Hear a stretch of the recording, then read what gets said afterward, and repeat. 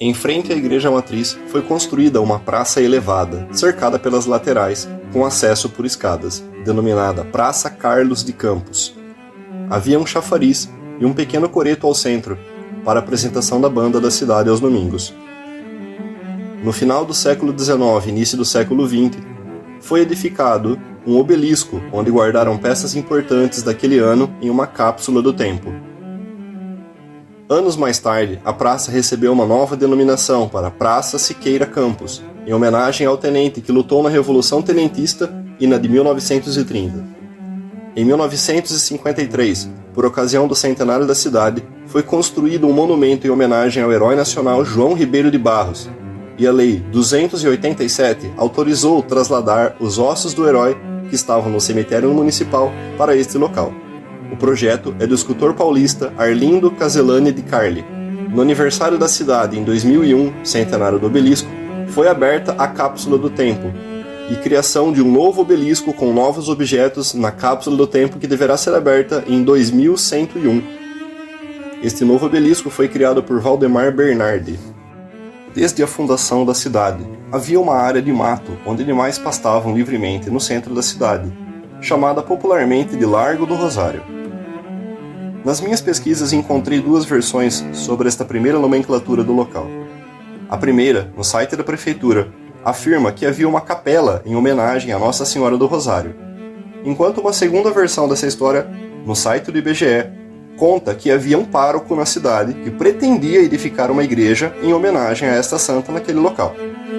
Como não encontrei registros dessa igreja, especulo que o nome pegou apenas pela intenção do pároco. Em 1884, foi construído um teatro no centro desse espaço, chamado de Teatro Carlos Gomes. Era um local pequeno, com um camarim e um palco modesto. Os espectadores levavam as próprias cadeiras para assistir os eventos e filmes. Em 1909, você poderia comprar o verdadeiro e legítimo xarope Paliano, vendido na farmácia italiana, no Largo do Teatro, 66. Em 24 de dezembro de 1910, o projeto do Jardim do Largo do Teatro finalmente ficou pronto. Porém, no jornal Comércio do Jaú, edição do dia 17 de agosto de 1910, estavam anunciando os músicos que tocariam aos domingos no coreto da Praça da República. Então, apesar da pequena incongruência temporal, dizemos que este local se chamou inicialmente Largo do Rosário, depois Largo do Teatro e a partir de 1910 finalmente Praça da República. Apelidado sempre carinhosamente de Jardim de Baixo, pois na frente da matriz já havia o, apelidado também, Jardim de Cima. Ele passou por várias reformas no decorrer dos anos. A partir desse primeiro projeto de 1910, foi visto como uma área nobre da cidade, um dos lugares mais elegantes e elitistas do local, com histórias orais terríveis de preconceito racista e social. Ali temos um chafariz, com a estátua do menino fazendo xixi. Essa estátua é a réplica do Manneken Pis, que fica na Bruxelas, na Bélgica. Há também a estátua da águia, do escultor Francisco Leopoldo da Silva, em homenagem ao herói nacional João Ribeiro de Barros, inaugurado em 3 de julho de 1928, com presença da tripulação do hidroavião Jaú. Em 1935, foi inaugurado um singelo monumento em homenagem aos combatentes da Revolução Constitucionalista de 32. Como dito anteriormente, em 1884, inaugurou o Teatro Carlos Gomes, demolido em 1910 para a construção da Praça da República. Em 1912, na Rua General Galvão, altura do numeral 71, onde havia um antigo rink de patinação, foi inaugurado o Teatro Rio Branco. Anos depois, com a mudança de proprietário, passou a se chamar Teatro São Joaquim. Naquela época, era a maior casa de show do interior de São Paulo, como a própria propaganda dizia. Em 1975, inaugurou o Teatro Municipal. Em 1987, passou a se chamar Elza Munerato. Em 1942, o Cotonifício Jaú, propriedade de Jorge Campos Jarucci, já beneficiava 700 mil arrobas de algodão com caroço. Esse local, hoje, é uma área entre a Motoplaza e a Casa de Eventos Algodoeira. Logo abaixo do cotonifício, passava a linha do trem, que coletava a carga necessária e seguia para a estação Jaú Velha. Havia em Jaú 2 linhas de trem de empresas diferentes, que em um momento foram interligadas. Uma era a Douradense, que partia do posto Rangel em Bariri, passava pela Marambaia, depois por Itapuí, onde hoje é o frigorífico Itabom. Parava em algumas fazendas pelo caminho e entrava em Jaú pelo contorno rodoviário. Passava ao lado do atual Departamento de Estradas e Rodagens, o DER.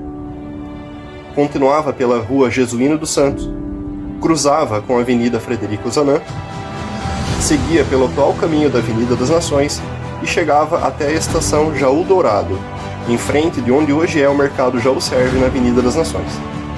Ali, por um tempo, foi o ponto final da Douradense. A segunda linha de trem pertencia à Companhia Paulista, vinda de Bauru, passando por Jaú e seguindo até Dois Córregos, tendo como ponto de parada em Jaú a estação Jaú Nova, atualmente chamada de Estação do Som. Derivava por um pequeno ramal e seguia por dentro da fazenda Maria Luísa.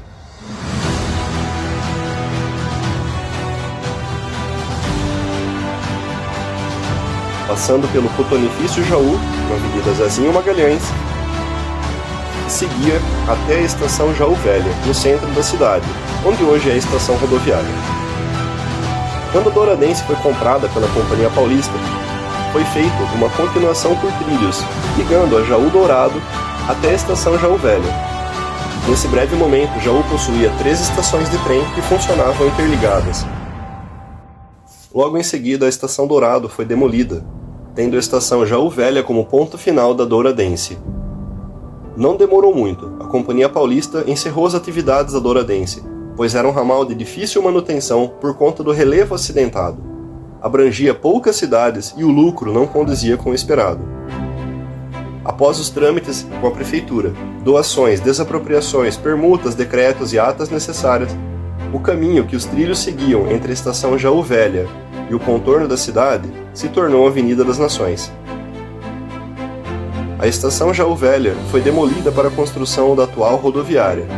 Os trilhos foram removidos até a fazenda Maria Luísa, e o único trilho da Companhia Paulista continuou ativo. Já era eletrificado desde novembro de 1941 no chamado Tronco Oeste, funcionando ativamente para transporte de cargas e passageiros por muitas décadas na estação Jaú Nova. Em matéria de 16 de novembro de 1941, no jornal Correio Paulistano, mostrava esse importante avanço, eletrificando o ramal de Jaú, e a retificação do novo traçado, agora com bitola larga, de 1,60 m. Recebia trens maiores, mais potentes e mais rápidos. No jornal Comércio do Jaú, de 29 de outubro de 1995, mostrava a intenção da FEPAS em desativar a estação de Jaú, pois a arrecadação já não cobria despesas com pessoal e manutenção de prédios. O último trem de passageiros passou em Jaú, no dia 15 de março de 2001. Após isso, por longos anos, a estação ficou sem funcionamento, abandonada e depredada, até ser restaurada pela Prefeitura e passou a funcionar como um centro musical da cidade. Em 1893, reuniram-se na casa de Capitão Alberto Santos Barbosa, presidida pelo padre Antônio Pires Guerreiro, pessoas interessadas na criação de uma casa de caridade. E ficou decidido pela criação de um hospital. Em 9 de julho de 1893 foi fundada a Irmandade de Misericórdia de Jaú, entidade que em 27 de maio de 1906 fundaria a Santa Casa de Jaú, primeiro hospital da cidade. Em 1915, o Sr. Domingos Pereira de Carvalho e Ana Marcelina de Carvalho doaram a área e o dinheiro para a construção da maternidade da cidade. O filho do casal, Antônio Pereira do Amaral Carvalho, nascido em 1876, é quem empresta o nome ao hospital. O Dr. Amaral Carvalho concluiu os estudos de medicina no Rio de Janeiro, foi se especializar na Alemanha e, quando retornou, se tornou diretor clínico da Santa Casa de Jaú e ajudou de todas as formas a criação do núcleo, do que viria a se tornar uma das primeiras fundações privadas do país. Ele faleceu em 1954 em Jaú. Em 1936 foi inaugurada a maternidade do Jaú. Após ampliações, em 1954, a maternidade de Jaú passa a atender como Hospital Geral, com o nome de Maternidade de Jaú e Hospital Dr. Amaral Carvalho. Em 1970, a maternidade, Hospital Dr. Amaral Carvalho, se transforma na primeira unidade do interior de São Paulo especializada em oncologia. Em 1975, a maternidade de Jaú recebeu a sua nova denominação, Hospital Amaral Carvalho. Em 1980 foi criada a Fundação Amaral Carvalho. Em 1994 foi criado o Hemonúcleo Regional de Jaú. Em 1996, o Hospital Amaral Carvalho passa a integrar o Programa Nacional de Medula Óssea.